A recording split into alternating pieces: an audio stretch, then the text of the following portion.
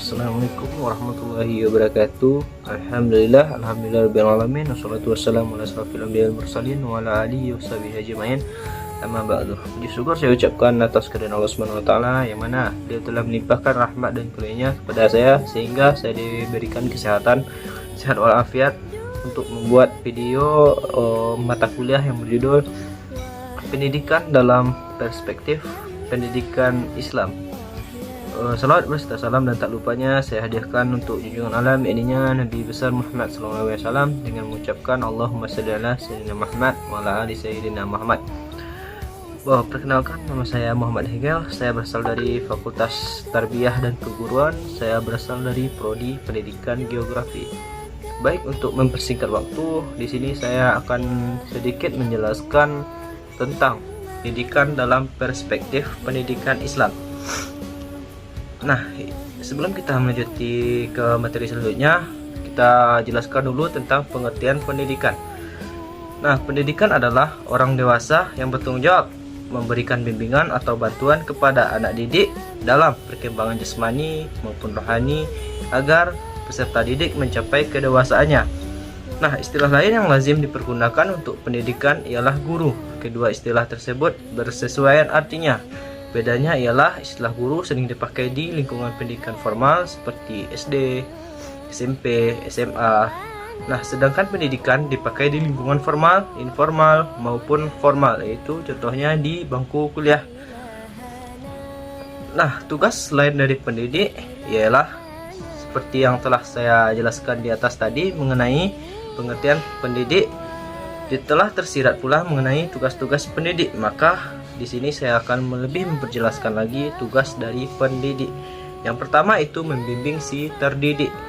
Nah, membimbing si terdidik ini adalah mencari pengenalan terhadapnya, mengenal kebutuhan, kesanggupan atau bakat maupun minat peserta didik. Yang kedua itu menciptakan situasi untuk pendidikan. Nah, yaitu untuk keadaan di mana tindakan-tindakan pendidik dapat berlangsung dengan baik dengan hasil yang memuaskan. Nah, selanjutnya itu keutamaan mengajar, yaitu salah satu perbuatan mendidik atau mengajar adalah perintah yang wajib dilaksanakan dan barang siapa mengelak dari kewajiban akan diancam dengan siksaan api neraka. Nah, yang kedua, perbuatan mendidik atau mengajar adalah perbuatan teruji dan mendapatkan pahala dari Allah Subhanahu wa taala dengan hal yang sangat banyak. Yang ketiga, perbuatan mendidik atau mengajar merupakan hak kewajiban jariah yang akan mengalir pahalanya selama ilmu yang diajarkan masih diamalkan orang yang belajar tersebut. Nah, yang kelima, perbuatan mendidik atau mengajar adalah amal kebajikan yang dapat mendatangkan maghfirah dari Allah Subhanahu wa taala. Nah, dan yang terakhir, perbuatan mendidik atau mengajar adalah sangat mulia karena pengolahan organ manusia yang mulia. Yaitu selanjutnya jenis-jenis pendidik, yaitu yang pertama pendidikan kutab. Pendidikan kutab adalah pendidikan ini ialah yang mengajarkan Al-Quran pada anak-anak di kutub. Sebagian di antara mereka hanya berpengetahuan sekedar pandai membaca, menulis ataupun menghafal Al-Quran semata. Nah, yang kedua itu pendidikan umum.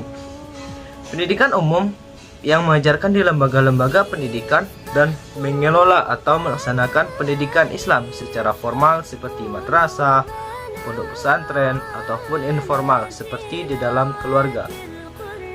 Nah, yang ketiga pendidikan khusus. Pendidikan khusus adalah pendidikan secara privat yang diberikan secara khusus kepada satu atau lebih dari seseorang anak pembesar kerajaan atau contohnya anak pejabat dan lainnya. Nah, untuk kita menjadi seorang pendidik tentu ada syarat-syaratnya. Salah satu syarat pendidik menurut Haji Mubagdid bahwa syarat untuk menjadi pendidik atau guru itu yang pertama itu adalah orang yang beragama. Yang kedua, mampu bertanggung jawab atas kesejahteraan agama.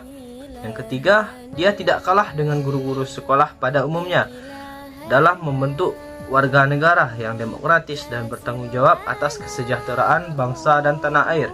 Nah, yang terakhir, dia harus memiliki perasaan panggilan murni atau roeping. Apa sih sifat-sifat pendidik? Menurut Profesor Dr. Muhammad Atiyah Al-Abrashi, seorang pendidik Islam itu memiliki sifat tertentu agar dia dapat melaksanakan tugasnya dengan baik.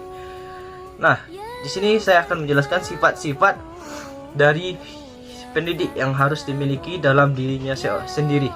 Yang pertama itu harus memiliki sifat zuhud. Dan yang kedua, seorang guru harus bersih tubuhnya, jauh dari dosa besar. Yang ketiga, ikhlas dalam kepercayaan. Seorang guru harus bersifat pemaaf kepada muridnya, dan seorang guru harus mencintai muridnya seperti cinta terhadap anaknya sendiri. Nah, seterusnya seorang guru harus memiliki tabiat, pembawaan, adat, kebiasaan, rasa pemikiran murid-muridnya agar ia tidak keliru dalam mendidik murid-muridnya.